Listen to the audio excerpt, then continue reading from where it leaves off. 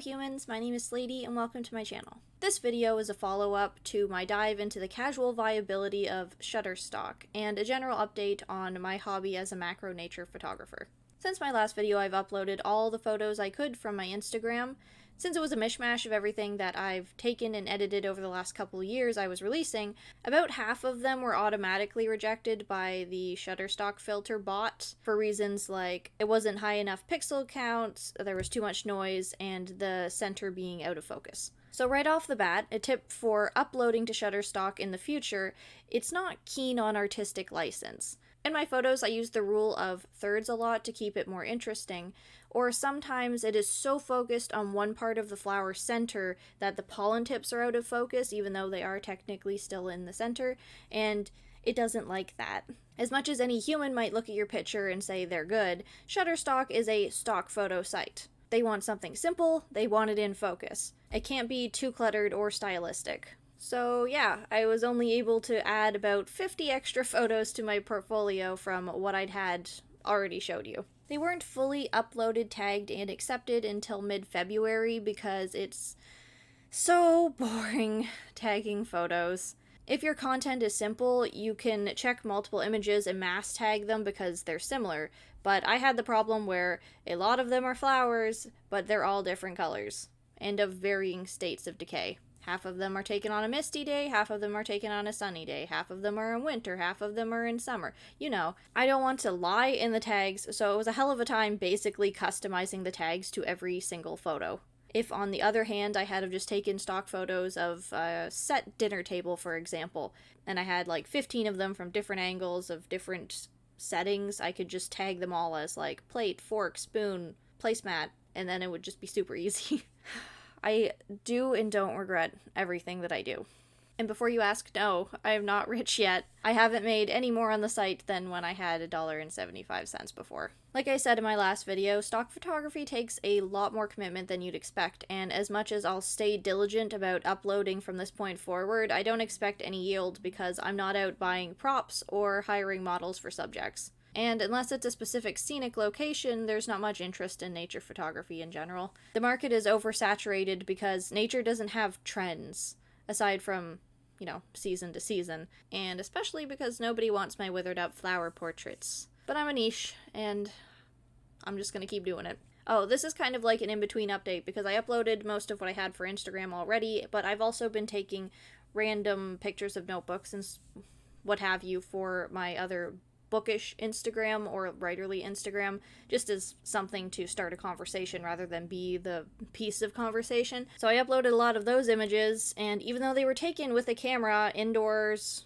with fine lighting, majority of them were flagged by noise. I don't know why I suck so bad or what to do to fix that.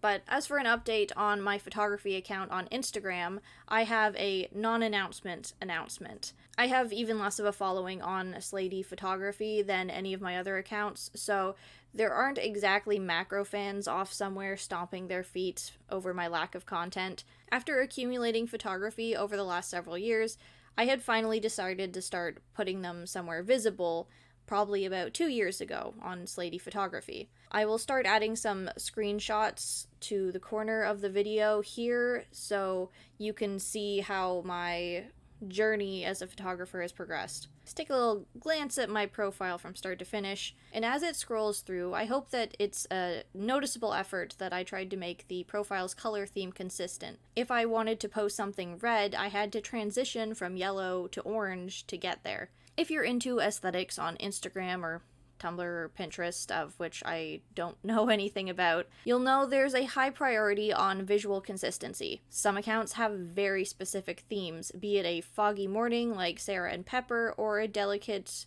whiteout scape like Neon Moon. I'll just flash a picture or two of their accounts here so you can see what they're going for. And as much as my favorite thing in the world is lovely dead crap, I don't have access to an environment to keep up a perfect theme, or for that matter, the resources to invest into making one because it's just a hobby. I cycle from summer to fall to winter and back, Spring, where I used to live, was pretty muddy and not pretty, so I kind of skipped over it. But after I'd exhausted my old stores of photos, I was left with images that I couldn't transition between without a bit of a stretch, or a clump of photos that I couldn't connect to. My second issue in that was that the way my cycle was being published, I was posting winter images in early spring, which felt weird. But by the time it was actually winter, all I had were vibrant flowers, and I felt kind of dumb. So, although I don't believe that in my absence posting on Slaidey photography anyone was concerned I'd quit photography, I thought I'd just let you know that I haven't. To fix the mild stress that I was going through keeping up posts and transitions, I've decided to commit to a biannually schedule, as in every other year, not twice a year. This is not gonna be good for the social media algorithms or engagement, but it's not my main priority, even though I do enjoy it. Check back on Slaidey Photography in 2021. If everything goes according to plan, there will be lots of new nature photography coming out. If you have any Instagram nature photographers you'd like to recommend, I would love to check them out. Just let me know in the comments. They're my favorite thing to scroll through. Nature is just so pretty and relaxing. I love it. Even though I don't go outside. Maybe that's why I love it. The mysteries of Slaidey. So, this was just a small update to let you know what's going on with my photography, at least. Subscribe to my channel if you want to stay updated on all of my side adventures and progress in different areas, hobbies, creative endeavors, whatnot. So, I'm Slaidey, and I will see you in the next video. Bye!